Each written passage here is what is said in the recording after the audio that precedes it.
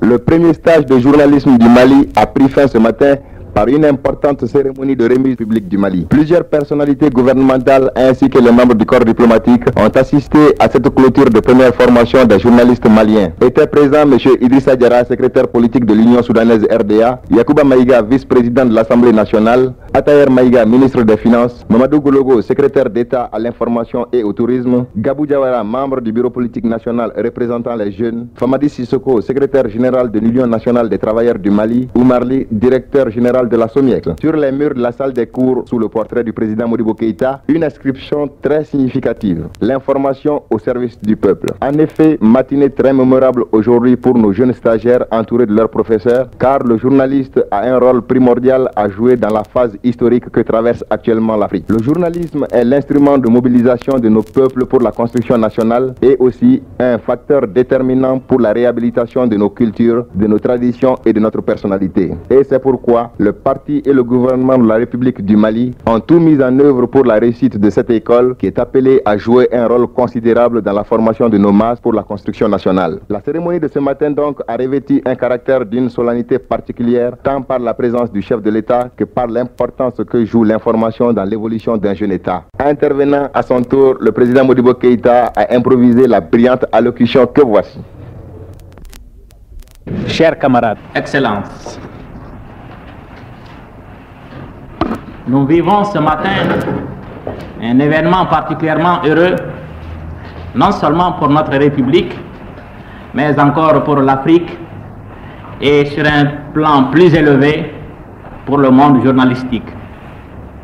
En effet, de quoi s'agit-il?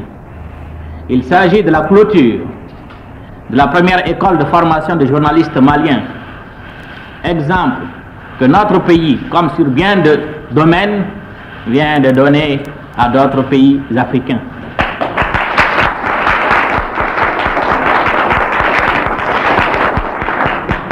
Cela, à mon avis, a été une initiative si heureuse que, comme nous venons de l'apprendre, l'UNESCO a décidé de considérer cette école du Mali comme une école de formation de journalistes africains. Camarades, cette attention portée sur notre République par le monde journalistique rejoint d'autres attentions, d'autres peuples, d'autres organisations sur notre parti et sur notre République. Vous comprendrez ainsi l'immensité des responsabilités qui pèsent sur nous, non seulement vis-à-vis de notre peuple, mais également vis-à-vis de cette Afrique qui cherche à se libérer et qui quotidiennement fait verser son sang jeune et frais sur son sol dont la propriété lui a été spoliée quelquefois depuis des siècles.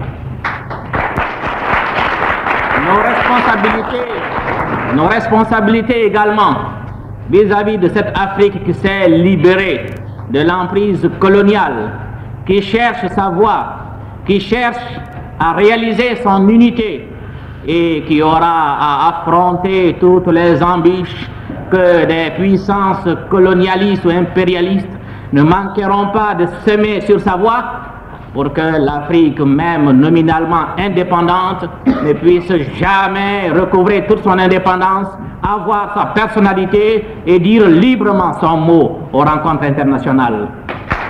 Voyez-vous, ce que nous voudrions, ce que nous souhaiterions, c'est que dans les heures que nous vivons et dans les moments que nous allons affronter, que vous, qui avez eu l'avantage de frayer avec des techniciens du monde journalistique, que vous saisissiez toute l'importance de votre mission dans la construction nationale. Je sais que certains d'entre vous ont été depuis des années intimement associés à la lutte courageuse et difficile de notre parti, l'Union soudanaise RDA, pour retrouver notre patrie, le Mali. Mais d'autres étaient encore sur les bancs de l'école et suivaient de très loin les péripéties quelquefois dramatiques de cette lutte.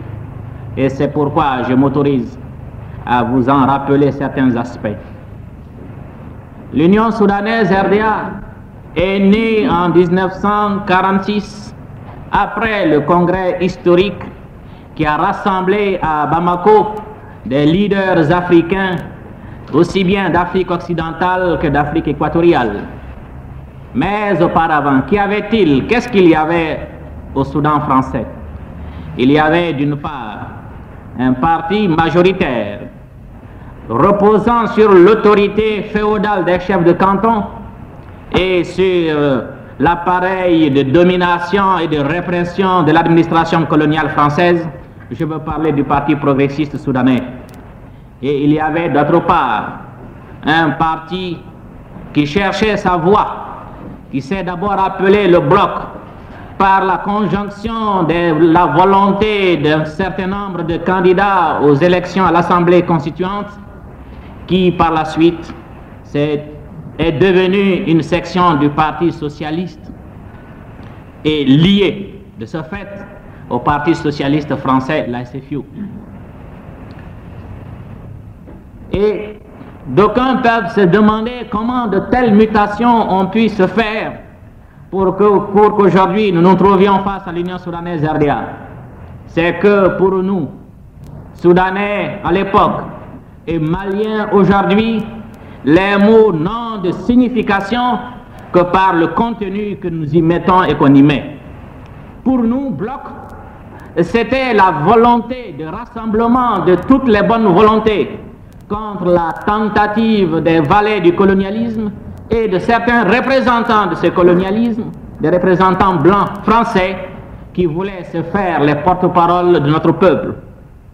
Par la suite, nous avons dû affronter toutes sortes de difficultés, arrestations, révocations, mutations, emprisonnements.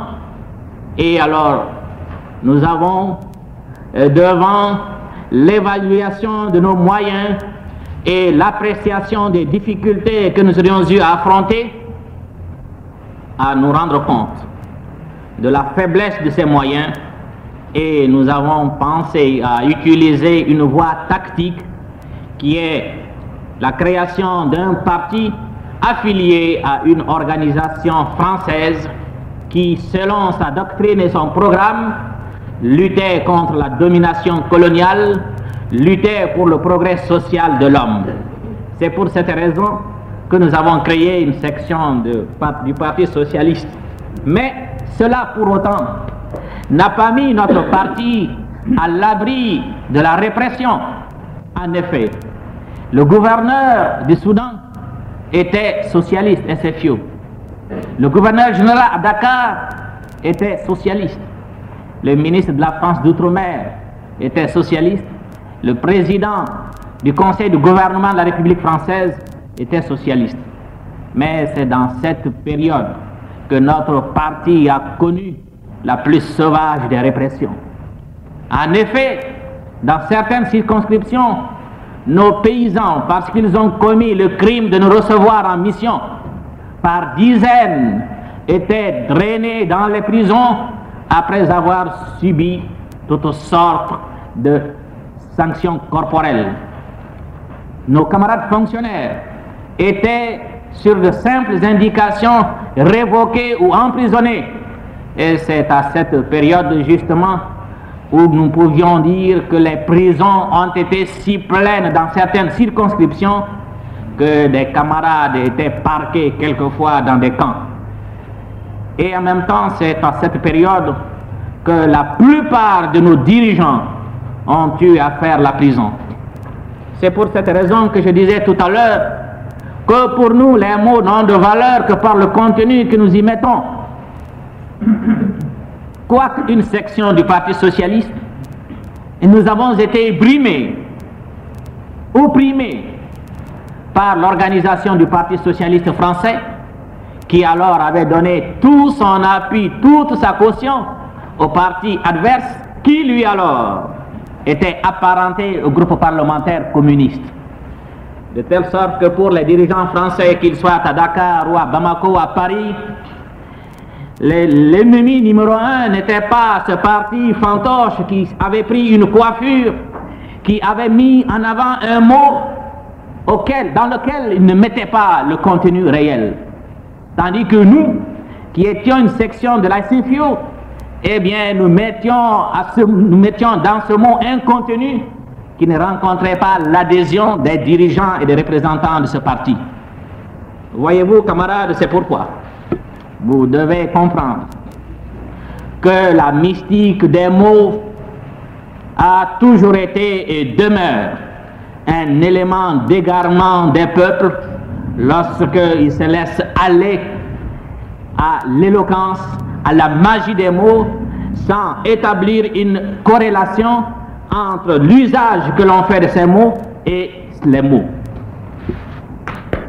Voyez-vous? Donc l'Union soudanaise RDA, après les périodes difficiles, faites de sacrifices de toutes sortes, est devenue l'Union soudanaise RDA, section du Rassemblement démocratique africain. Nos difficultés alors n'ont fait que s'accroître parce que, répondant à l'aspiration de nos populations, pour être fidèles à ce qui était le programme du Rassemblement démocratique africain, et après avoir apprécié l'action des divers groupes parlementaires à l'Assemblée nationale française, les députés du Rassemblement démocratique africain, bien inspirés par leurs constatations, se sont apparentés au groupe parlementaire communiste à l'Assemblée nationale. La répression n'a fait que s'accentuer et la lutte de l'administration coloniale française a revêtu une nouvelle forme, c'est les tentatives de corruption, les tentatives de division de notre front pour amener notre parti, les dirigeants de notre parti et de notre mouvement, le Rassemblement démocratique africain, à se séparer du groupe parlementaire communiste.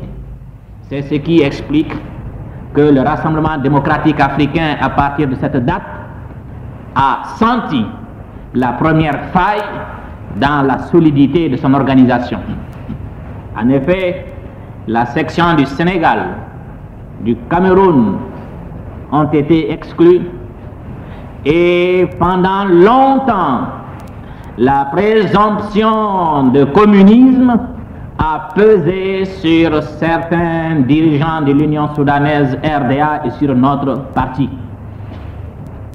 Néanmoins, on ne peut pas avoir été dans le peuple, être issu du peuple, aimer ce peuple sans trouver des moyens tactiques et pour surmonter toutes les difficultés et atteindre l'objectif qu'on s'est assigné.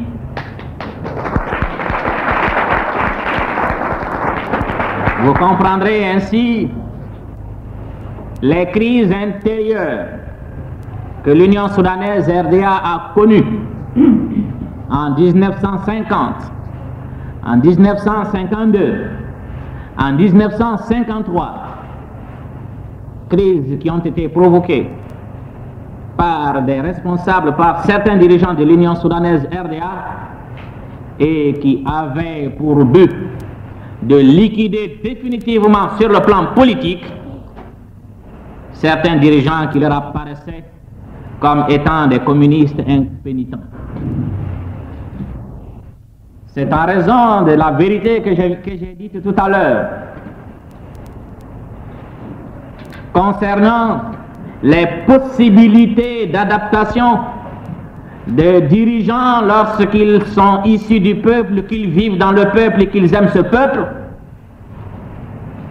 pour trouver toutes les solutions aux difficultés que nous avons pu surmonter, et heureusement toutes ces crises, conserver à l'Union soudanaise RDA son dynamisme, la maintenir dans la voie qu'elle s'était tracée, la libération de notre pays et de notre peuple de toutes les suggestions, afin que notre patrie retrouvée puisse devenir une véritable république de laquelle seraient bannies les conséquences du système colonial et qui aurait pu ainsi se préserver de nouvelles crises inutiles par l'adoption dès la proclamation de son indépendance d'une option clairement définie. Je veux parler de l'économie socialiste planifiée.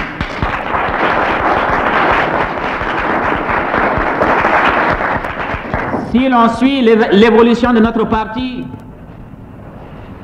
on constatera que nous avons eu, certes, à nous inspirer de certaines écoles, parce que dans le monde où nous vivons, c'est un éternel recommencement, avec des adaptations selon le contexte, selon le milieu et selon les réalités du pays où les principes doivent être appliqués.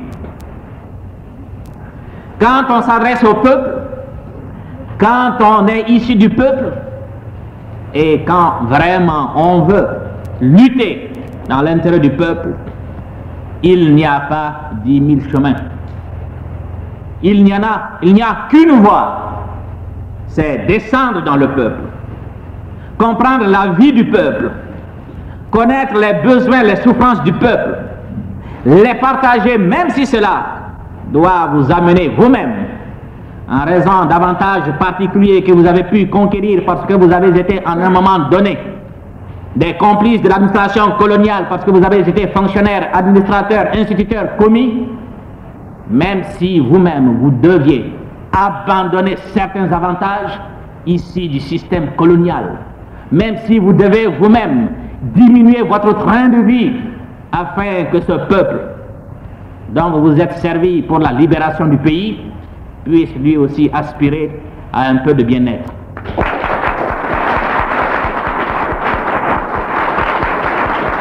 Il n'y a pas, comme je le disais tout à l'heure, deux voies, il n'y en a qu'une seule.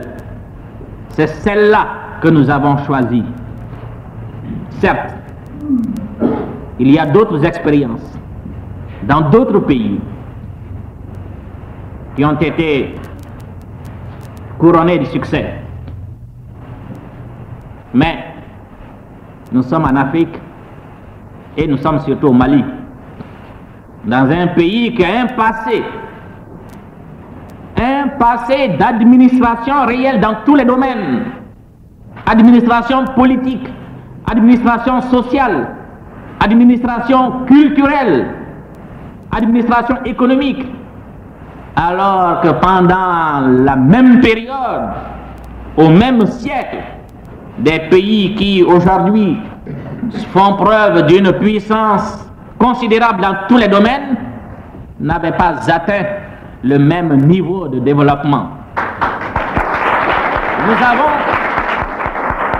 Nous avons aussi notre passé de lutte, parce que si l'on étudie l'histoire de l'Afrique, on saura que le Mali actuel a été le berceau de puissants empires, de puissants royaumes, et qui ont même franchi quelquefois les limites actuelles de notre Mali. Et en ce qui concerne la domination coloniale, je n'ai pas besoin de vous rappeler que nos rois et nos empereurs ont eu pendant des années à se battre contre la pénétration française, et il a fallu que le sort des armes leur soit défavorable pour qu'ils puissent s'incliner devant la domination étrangère.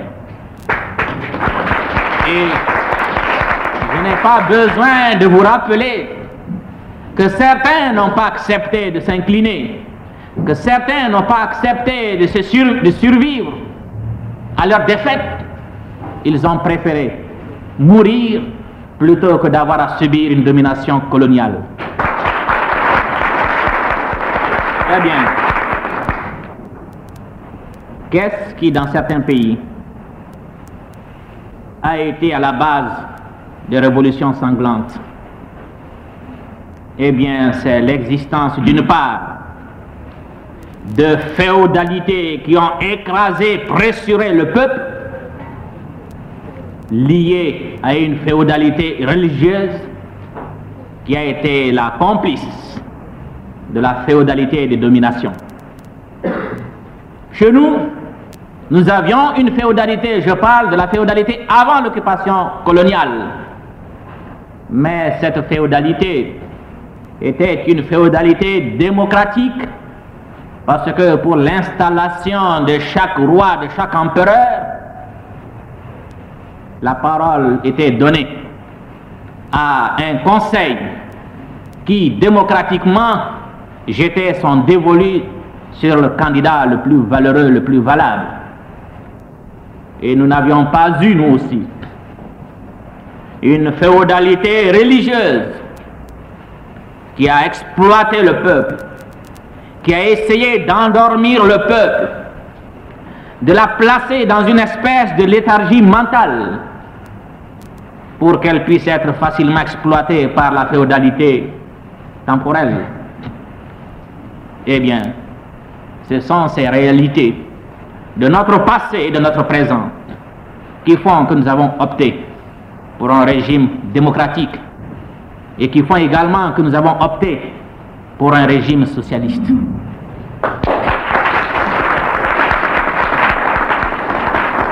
Ces réalités du passé et du présent, on peut les trouver ailleurs. Mais je voudrais demander à certains d'entre vous qui se sont penchés sur l'historique du socialisme, eh bien de se pencher davantage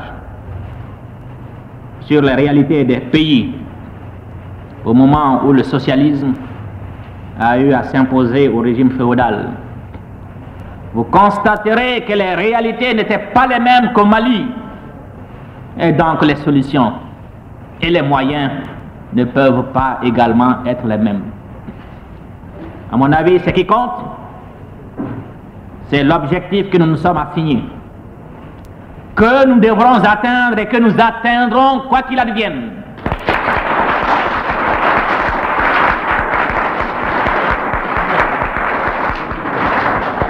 Et ce qui compte, ce n'est pas toujours les moyens qui ont pu être utilisés que nous devons employer, même si les facteurs sur lesquels on doit les employer ne sont pas les mêmes. Je prends un exemple terre à terre.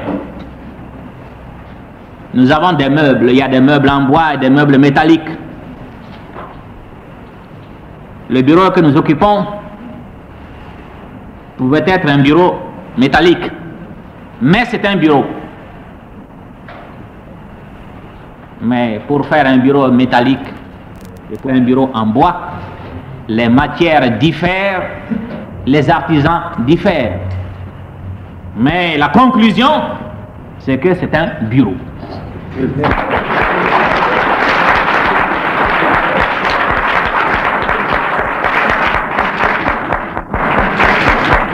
Eh bien, nous aussi, et en cela, je salue vraiment l'administration coloniale française, qui, en raison de la position centrale de notre République, est fidèle à la doctrine des pays qui ont adopté le régime capitaliste et qui sont davantage portés sur le profit immédiat que le profit à long terme, même si en ce moment ils sont en train d'évoluer vers cet aspect du profit, qui n'ont pas réalisé dans notre pays assez pour créer une bourgeoisie autochtone, pour créer un capitalisme autochtone. Et c'est ce qui fait que nous aurons l'avantage de priver notre pays d'une révolution inutile par la mobilisation de la classe la plus défavorisée qui est le paysanat pour instaurer chez nous un véritable régime socialiste.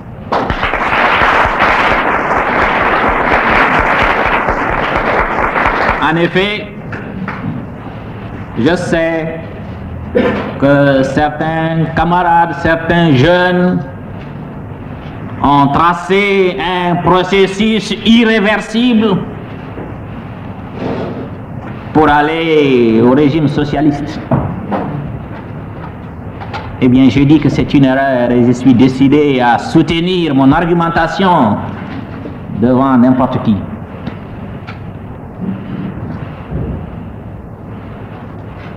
Les réalités du pays font que l'on utilise les moyens les plus adéquats et les plus propices pour atteindre l'objectif qu'on s'est assigné. Ici, pas de féodalité, de commandement, pas de féodalité religieuse, pas de bourgeoisie autochtone, pas de capitalisme autochtone. Et même ceux qui apparemment comparés aux classes, aux catégories de la population les moins favorisées paraissent être des bourgeois, je dirais pour leur défense que la bourgeoisie n'est pas un mode de vie. La bourgeoisie ne se définit pas en fonction du cadre dans lequel on vit. La bourgeoisie est un mode de pensée, c'est un mode de définition des relations qu'on établit entre la catégorie à laquelle on appartient et les catégories les moins défavorisées. Sinon, si la bourgeoisie était un mode de vie, et alors je vous dirais qu'en 1962, le monde entier est bourgeois, sauf en Afrique.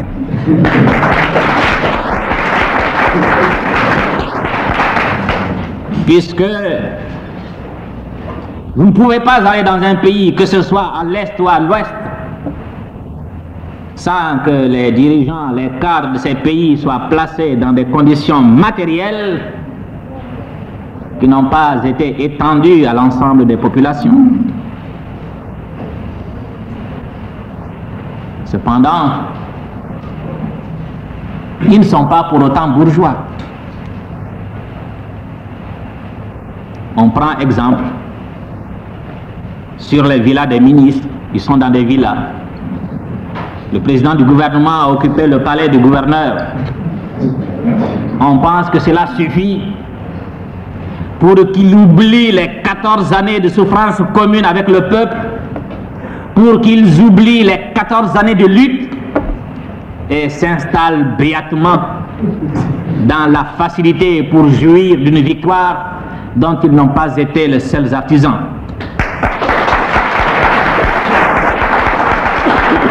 Eh bien, ceux qui peuvent penser ainsi, non seulement ils n'ont rien appris de l'histoire, mais il ferait mieux de voyager et de suivre l'expérience des uns et des autres. Eh bien, ce n'est pas parce qu'on est dans une villa ou dans un palais qu'on devient bourgeois. On devient bourgeois le jour où on ne se définit plus en fonction du peuple, mais en dehors du peuple. Et qu'on donne comme centre de son action et qu'on s'assigne comme objectif la recherche pour soi et soi seul de toutes les satisfactions de ce monde, même si l'on devra écraser le peuple qui devra en être l'instrument.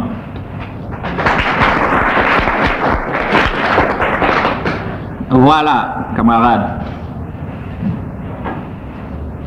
les idées sur lesquelles ceux que vous avez placés à la tête du pays travaillent. C'est parce que nous savons qu'avec notre passé, et également avec la religion de la majorité, qu'il ne peut pas en être autrement.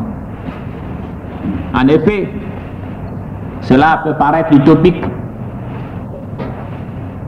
L'énorme majorité de la population de notre pays est musulmane.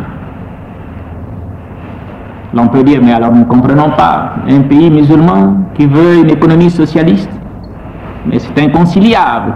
Hélas encore, c'est une hérésie. Si en République du Mali, la religion avait été un instrument de domination, avait été l'agent d'oppression du système colonial,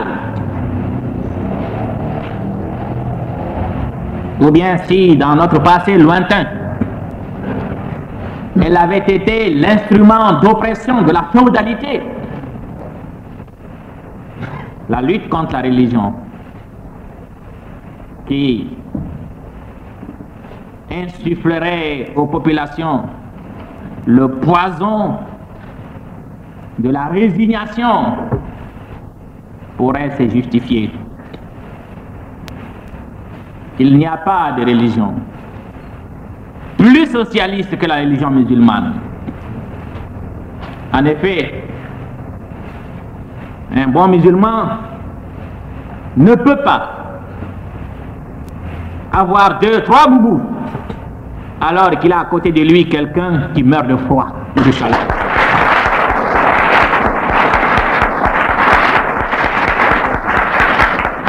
Un bon musulman ne peut pas accepter de faire 3 repas par jour alors que son voisin meurt de faim.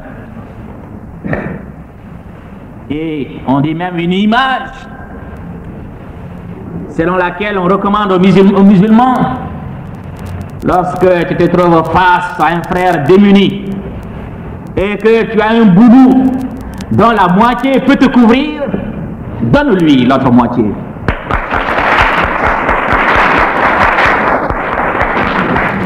Et alors, camarades, vous comprendrez ainsi que quand en République du Mali nous parlons d'économie socialiste planifiée, il ne s'agit ni d'un plagiat ni d'une escroquerie quelconque. Nous y mettons un contenu réel et vous comprendrez ainsi certaines mesures, certaines décisions que notre parti, notre gouvernement ont été amenés à prendre. Eh bien, je puis vous assurer que pour nous, chaque jour, chaque semaine, doivent nous faire un pas de plus vers une économie socialiste réelle. Ce ne sera pas facile, parce qu'il faudrait commencer par nous-mêmes. Je disais que nous ferons notre socialisme sans une révolution. J'entends par là une révolution violente par la création et l'opposition des classes. Mais nous ferons une révolution. Cette révolution sera faite en chacun de nous. Elle devra être faite en chacun de vous. Pour empêcher justement, par un développement économique de notre pays, par son enrichissement, l'accaparement de cette richesse par une minorité au désavantage d'une majorité. Il faudrait donc que cet instinct d'accaparement, d'enrichissement, que l'on décèle déjà chez certains éléments, chez certains camarades, puisse être tué dans l'œuf. Nous avons, par exemple, des camarades, je le disais l'autre soir, qui sont propriétaires de 10 concessions, de 15 concessions, alors que vous en avez qui n'ont pas un toit. Vous en avez qui font 3 repas copieux par jour, alors que d'autres en font péniblement un. Vous en avez d'autres dont les épouses sont chamarrées de bijoux d'or, alors que d'autres ont des femmes qui marchent à moitié nues. Eh bien, il faut que cet écart soit résorbé.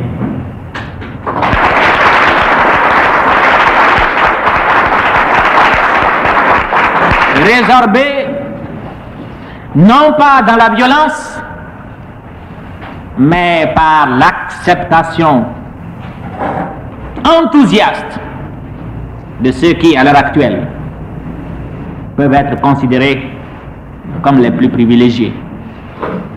Je veux parler des fonctionnaires, des commerçants, des artisans, bref, de tous ceux qui, dans le contexte du Mali,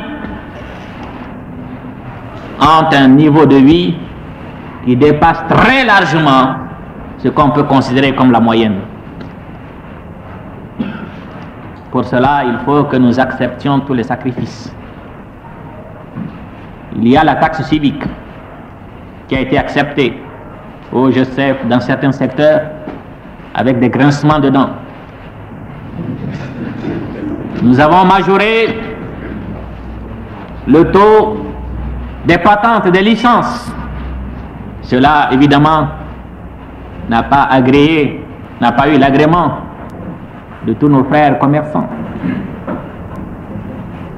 Nous avons réduit considérablement la masse de bénéfices du secteur privé. Celui-ci, évidemment, ne peut pas s'en réjouir. Mais nous ne pouvons pas faire autrement. Il faut que ceux qui relativement possèdent donnent une partie de leurs gains pour le développement économique du pays, afin que ceux qui n'ont rien ou ont peu puissent aussi se considérer à égalité comme des citoyens de la République du Mali.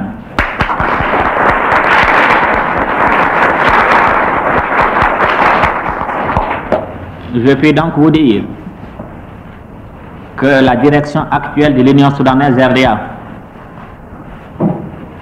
formée à l'école de la lutte, du sacrifice, entend faire poursuivre inexorablement à notre parti la voie qui nous a été tracée au congrès extraordinaire du 22 septembre 1960.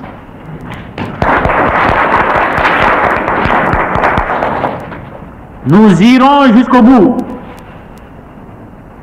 Et si les arguments irréfutables ne suffisaient pas pour convaincre certains qui s'accrochent encore